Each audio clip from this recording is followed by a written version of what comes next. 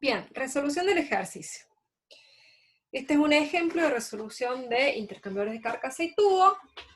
Como les dije ya la otra vez con el doble tubo, es una forma de resolverlo. Ustedes pueden encontrar otra, seguro que pueden encontrar otra. De hecho, con esta misma metodología, les voy a subir dos maneras de resolverlo.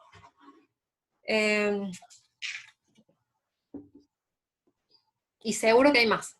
De hecho, vamos a hablar al respecto. Dice, una corriente de etanol puro a una determinada presión se debe enfriar desde 80 grados a 40 grados utilizando tantos kilos de agua de red a 25 grados. Para ubicar este equipo de intercambio se dispone de un espacio de tanto por tanto por tanto. Para ello se requiere diseñar un intercambiador de carcasa y tubo, pero que no supere y me da una caída de presión admisible. El proceso demanda como máximo una parada al año, por lo que el factor me da también el factor de ensuciamiento. Y además se deberá considerar que la política de la gerencia no admite sobredimensionamientos superiores al 20%. Bien. De nuevo, ¿qué necesito? Q igual a MCP delta T, o a WCP delta T, Q igual a U por A por delta T. ¿Sí? En este caso ya vimos que el delta T, si uso una configuración diferente que el 1,1, entonces el delta T va a ser el delta T del contracorriente por un factor de corrección. Para esos cálculos, igual que en doble tubo, calculo de los datos iniciales, planteo los datos iniciales y las propiedades, ¿sí? Densidad, de nuevo tengo un archivo referenciado, entonces densidad de la temperatura media, Cp, viscosidad, conductividad de ambos fluidos. Y de nuevo, WCP delta T, ¿sí? Entonces saco el calor que requiere para enfriar la corriente de etanol, y con eso saco la temperatura de salida del agua, porque tengo como dato el caudal del agua. 36,5 grados centígrados, una temperatura que está bien. Entonces calculé la temperatura de salida. Tengo las temperaturas de entrada y de salida de ambos fluidos. Si voy muy rápido es porque deberían haber visto previo a este video, el video de intercambiador de doble tubo, en donde voy más lento explicando acerca de las propiedades. Acá se supone que ya lo saben hacer, ¿sí? Calculo el delta T medio logarítmico y en el video anterior deberían haber visto cómo calcular el factor de corrección del delta T medio logarítmico. Entonces, teniendo los datos de temperatura de entrada y de salida, calculo el R, calculo el S, calculo el FT. En este caso, me van a decir, pero profe, ¿por qué no fue a otra configuración? Primero a una configuración 1.2. Bueno, el ejercicio ya está cerrado. Ustedes pueden ir probando con las configuraciones que quieran, ¿sí? Prueben primero si les da con 1.2, cómo les da el delta P, cómo les da todo. Les da bien, les da mal, se van a 1.4 o no. Lo deciden ustedes. Esta es una manera de resolverlo. Este equipo, vamos a ver que va a andar, ¿sí? Y la idea es que ande. ¿Quieren optimizarlo? ¿Ustedes encuentran una forma mejor? Me lo mandan, ¿sí? Mejoramos. Bien, esto ya tiene una vuelta de rosca, digamos, ¿no? Entonces por eso también está en una configuración 1.4. Bien, nota importante, en algunos libros aparece un cálculo automático de FT hecho con fórmulas. La cátedra lo desaconseja, ya que es más riguroso hacerlo por el método gráfico. ¿Sí? A no ser que no les quede otra opción, porque es una configuración muy extraña que no tienen, no les parece. Pero si no, es mejor que lo hagan con el método gráfico. Bien. Por supuesto que en el caso de que tenga un equipo 1-1, el FT siempre va a ser 1. ¿Sí? Bien. Para arrancar, una forma de arrancar el ejercicio es tomando un U de tabla. Ya vamos a ver si logro hacerme entender bien de por qué arranco así. Podría arrancar de otra manera, pero puedo arrancar tomando un U de tabla y con ese U de tabla calcular un área. ¿Sí? ¿Por qué? Porque ya anteriormente calculé el Q, tengo el delta T medio logarítmico, tengo el FT, busco un U inicial y saco un área. ¿Sí? Acá hay algunas cosas a tener en cuenta teóricas, que si quieren las leen, acerca de cuál sería una longitud típica de tubos, cuál sería un diámetro típico de tubos, cómo es el tema del arreglo de tubos,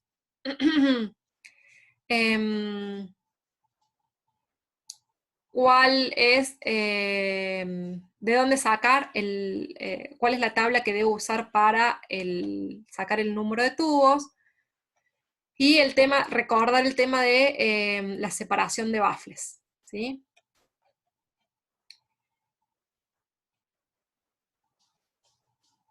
Bien. Entonces, hay algunas primeras consideraciones que voy a tener en cuenta o que voy a fijar yo. Una de ellas va a ser el parámetro que se denomina como paso de los tubos, ¿sí? Para esto tienen una ayuda en este ejercicio no está, ay, no tengo mano, esperen que les digo en qué página lo pueden encontrar del libro, porque hay como recomendaciones de cuál sería el paso de tubos de acuerdo a el diámetro de tubo que elija. Entonces, por ejemplo, para un arreglo cuadrado, tienen la opción de verlo en la página 140 del CAO o en la página 161 del CAN, ¿sí?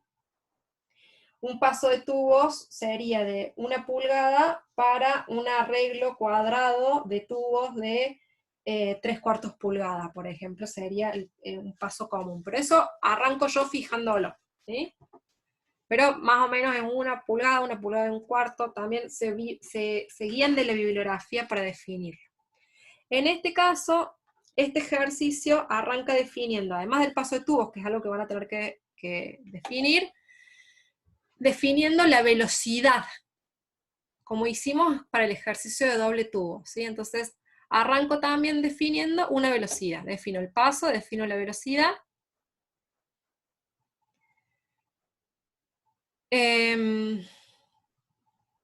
Y, a diferencia de en el doble tubo, que con eso calculaba cosas, también defino qué tipo de tubos voy a usar. Yo podría usar tubos 3/4, podría usar tubos de 1 pulgada, acá se los especifico que son los más comunes, 3/4 o 1 pulgada, y además ya van a ver que para tubos 3/4 lo normal es que el paso de tubo sea de 1 pulgada, ¿sí? Bien, una vez que definí qué tubos voy a usar, por supuesto que de tablas voy a tener entonces, una vez que definí los tubos, voy a tener diámetro interno y diámetro externo. Eso ya también lo vimos en intercambiadores de doble tubo. Entonces tengo diámetro interno y diámetro externo de los tubos que los definí yo. ¿Cuál quieren usar? Y lo más normal es que usen tubos 3/4 o tubo de 1 pulgada. Definí la velocidad y definí el paso entre tubos, es decir, definí el tipo de arreglo de tubos. Dijimos que el arreglo de los tubos podía ser triangular o cuadrado, triangular rotado, cuadrado rotado. Bueno, en base a eso termino definiendo cómo va a ser la configuración de ese paquete de tubos que voy a instalar en el intercambiador. Una vez que definí eso, puedo sacar el área de pasaje total, ¿sí? ¿Por qué? Porque tengo el caudal del agua, en este caso, evidentemente definí que el agua va por los tubos. Entonces tengo el área de pasaje, tengo la velocidad porque la definí yo, y tengo la densidad, puedo sacar el área de sección de pasaje total. Como dije que el número de pasos por tubo iba a ser 4, entonces puedo sacar el área de sección de un tubo. Bien, y como tengo el área total, el área de pasaje de un tubo, puedo decir cuál va a ser el número de tubos por paso. ¿Sí? Es decir, ya tengo el número de tubos que voy a tener en el intercambiador, y como definí el número de pasos, el número de tubos, con el área de diseño puedo definir la longitud de los tubos. ¿Sí? Y una vez que tengo el número de tubos totales que voy a utilizar, me voy a una tabla, que es la tabla 9 del apéndice de CAO, que la tienen en el gráfico de tablas, búsquenla, y de acuerdo al número de tubos y al arreglo de tubos que tengo, voy a poder definir cuál va a ser bien el número de tubos y la carcasa, y el diámetro de la carcasa. Ahora vamos a buscar la tabla. A ver si la encuentro fácil, porque no tengo ahí el número de tabla.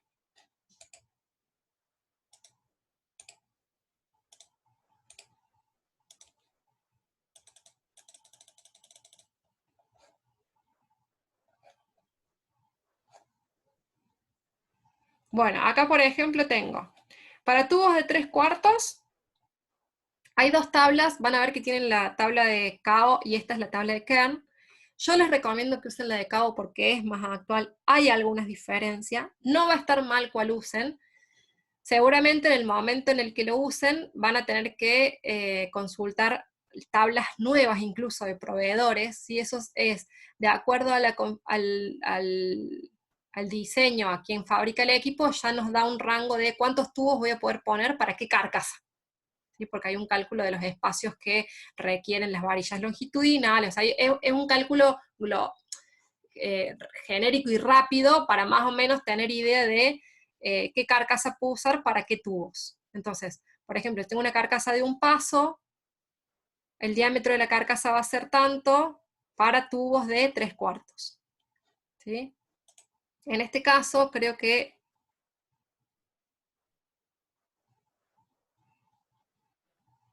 no sé si lo están viendo eso que les dije, espero que sí, pero bueno, si no, hay una tabla, y en esa tabla, porque creo que me pasé directamente al PDF, buscan en la tabla, ahí les digo qué número de tabla es, porque sí la encontré.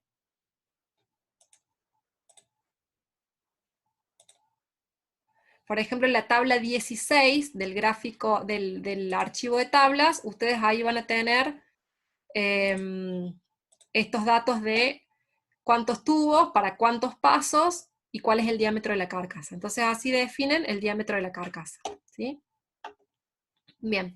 Otro dato que necesitan tener es la distancia entre los bafles centrales, que dijimos que tenía que estar entre 1/5, ¿se acuerdan? Y más o menos entre 1/5 y el diámetro de la carcasa, o sea, acá define 0,3, pero esto sería algo que yo podría cambiar. ¿Sí? Yo puedo cambiar este numerito 0,3, esto es algo que definí, el espaciado de baffles, y si se acuerdan, el espaciado de baffles lo que me iba a permitir era lograr más o menos velocidad en el flujo que va por carcasa. Entonces, cuando llegue al final del ejercicio y vea que tenga poca transferencia, mucha pérdida de carga, o lo que fuese, ese es un número que puedo tocar, y puedo hacer variar la velocidad del flujo a través de carcasa. Bien, entonces, una vez que definí el número, una vez que pude definir finalmente cuál va a ser el número de tubos que voy a tener, cuál va a ser el largo de los tubos y el diámetro de los tubos, ahora puedo sacar un coeficiente de diseño, ¿sí? Y puedo tener verdaderamente un área de diseño que sería el área calculada a partir de medir la suma de todas las áreas de los tubos que voy a instalar verdaderamente en la planta. ¿Sí? Yo antes había sacado un área, pero esa área había sido a partir de un U de tabla, ¿se acuerdan?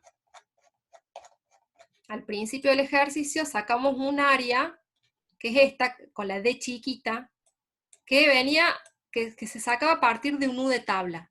Eso era para iniciar el ejercicio y para no estar tan lejos de lo que después voy a instalar. Fíjense que después ese AD me sirve acá para calcular las longitudes, para terminar definiendo los tubos, pero finalmente de nuevo voy a tabla y elijo otro número de tubos, que no es exacto el que me daba calculado con ese AD, ¿sí? calculo otro número de tubos y con ese otro número de tubos calculo de nuevo un área. Entonces esta es el área que realmente digo que voy a instalar en la planta. Bien. Luego, esta es el área a partir de sumar las áreas individuales de todos los tubos que voy a instalar en la planta, ¿sí? Pero ahora, por otro lado, tengo el área que necesita el proceso para cumplir con el requerimiento térmico, ¿sí? O sea, esta es el área de los tubos que puedo instalar. Luego, lo que puedo hacer a partir de eso es calcular, teniendo ya el área de flujo de los tubos, puedo calcular un Reynolds, un Prandtl, puedo calcular los H, puedo calcular a partir de los H, puedo calcular el U, y con eso, de la misma manera que hacíamos en doble tubo, aplico las fórmulas para, de acuerdo al Reynolds, si el Reynolds es turbulento o si es laminar o lo que fuese, con los H correspondientes calculo los H, calculo de nuevo temperatura de pared, como hacíamos en doble tubo, y puedo calcular entonces otra área, que vendría a ser el área del requerimiento térmico. Le llamamos área requerida. ¿Sí? Fíjense que esta área requerida me da 95. El área que dije, bueno, yo puedo instalar en planta tubos de esta medida, con esta carcasa, con este diámetro, esa área, que la llamamos A D grande, ¿sí? D mayúscula, A D mayúscula, que está por, lo vamos a pedir, está por allá arriba y para no volver lo vamos a pedir. Esa área nos daba 111. Dijimos, bueno, a ver, ¿cómo puedo yo diseñar un intercambiador? Bueno, diseño un intercambiador de 111 metros cuadrados. ¿Cuál sería el área térmica requerida? El área térmica sería esta, el área que calcula a partir del U, 95. La diferencia entre esa área térmica, el área que requeriría para hacer la transferencia de calor, y el área que puedo instalar en planta, no debe superar el 20%, porque es lo que me dice el enunciado. Dice, se debe considerar que la política de gerencia no admite sobredimensionamiento superior al 20%. ¿Sí? ¿Qué sería sobredimensionamiento? Que yo instale un área en planta que difiera en más que el 20% del área que requeriría térmicamente mis procesos. ¿Se entiende? Entonces, quedó en desuso absoluto la primera área, el área que era A sub D, que era A D minúscula, que era 88. Quedó en desuso, ¿sí? Esa ya no la uso, ya no la considero. ¿Me sirvió? Sí me sirvió. ¿Para qué?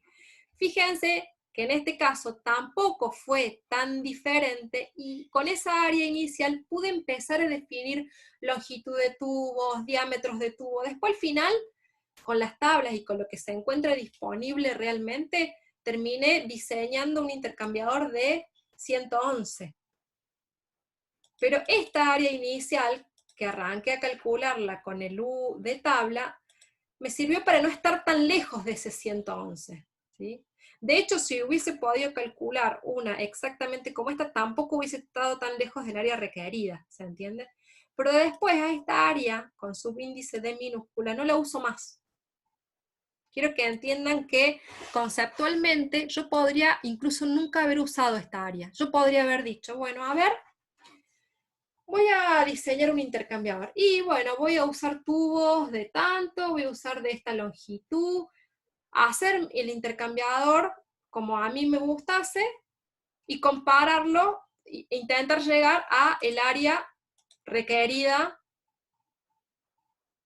con el cálculo de luz. ¿Sí? Podría haber arrancado de otra manera y de todos modos me daría. Quiero que se entienda que lo primero que tengo que definir yo y lo que no me puedo ahorrar de definir es qué diámetro de tubos voy a tener. Bueno, de acuerdo a ese diámetro de tubos que elegí, como tengo un flujo de X cantidad de agua, bueno, voy a necesitar más o menos entonces, para ese diámetro de tubo, esta cantidad de tubos y con este largo. Esas son cosas que las podría hacer yo indistintamente de haber calculado esta área o no, ¿sí? Lo que sí o sí tengo que definir es cuál va a ser el diámetro de los tubos, qué arreglo de tubos voy a tener, y entonces con eso ya puedo ir a una tabla y definir cantidad de tubos, definir el diámetro de la carcasa, ya puedo definir todo, ¿sí? O sea, es un método de cálculo lo que muestra este ejercicio. Y en este caso lo que sí o sí definí al principio fue la velocidad, como habíamos dicho en doble tubo. ¿Qué velocidad elijo? Bueno, acá elegimos una velocidad X, pero puedo arrancar con 2 metros segundo, con 1 metro segundo, con 1,8, con la velocidad que ustedes quieren, que sea una velocidad coherente, que esté en caja. Bien, entonces acá lo primero que hago es calcular. Este exceso de área es importante entonces en este ejercicio porque me dice que el sobredimensionamiento, o sea, lo que estoy calculando acá es el sobredimensionamiento, no exceda el 20%. Y una vez que tengo eso, ya puedo calcular de la misma forma que hacía antes, aplicando las fórmulas. Para tubo las fórmulas no cambian, cambian para carcasa. Lo van a tener en el desarrollo del ejercicio. De nuevo puedo calcular pérdida de carga para tubos y para carcasa. ¿Sí? Y que el delta P entonces no sea superior al delta P que me dice acá que tiene que ser de 0,4. Fíjense que este ejercicio cierra perfectamente, o sea, realmente llegué a un delta P de 0,4 por tubos y de 0,4 por carcasa. Por eso es que los pasos son más, es de 1,4, ¿sí? Porque está optimizado, este ejercicio estoy tratando de usar todo el delta P que tengo disponible en planta, lo uso. ¿Para qué? Porque entonces ahí estoy segura de que estoy en el lado en el que mejoré toda la transferencia térmica y diseñé el área más chica posible, ¿sí? Entonces, por eso, vieron que yo al principio les decía, este ejercicio ya está cerrado. Por eso es que está directamente planteado con un paso por carcasa y 4 pasos por tubo. Ustedes pueden empezar planteando un ejercicio 1-2 y ver cómo les da, y ver qué cosas, es más, háganlo así. Planteen un ejercicio 1-2, que sería a lo primero que recurrirían, sería el intercambiador más fácil. Planteen un 1-1, planteen un 1-2, y vayan así viendo, entonces eso les va a servir a ustedes para ver cómo va cambiando la caída de presión, cómo va cambiando el exceso de área, que son los dos factores que tienen que ver a la hora de definir si está bien o no el equipo, ¿sí? Entonces, esta sería una manera de resolución. Yo les voy a cargar otra manera de resolución, mírenla, en la cual no empiezo definiendo la velocidad, sino que empiezo al revés, empiezo definiendo yo el largo de los tubos. Y entonces de esa manera termino sacando el resto de los parámetros. Fíjense que está calculado, iniciado de otra manera, pero el método de cálculo es más o menos el mismo, ¿sí? Yo les expliqué fíjense ustedes si entienden los dos métodos y si entienden bien cuál es el proceso de cálculo, y lo charlamos por supuesto el miércoles. Y acá terminamos.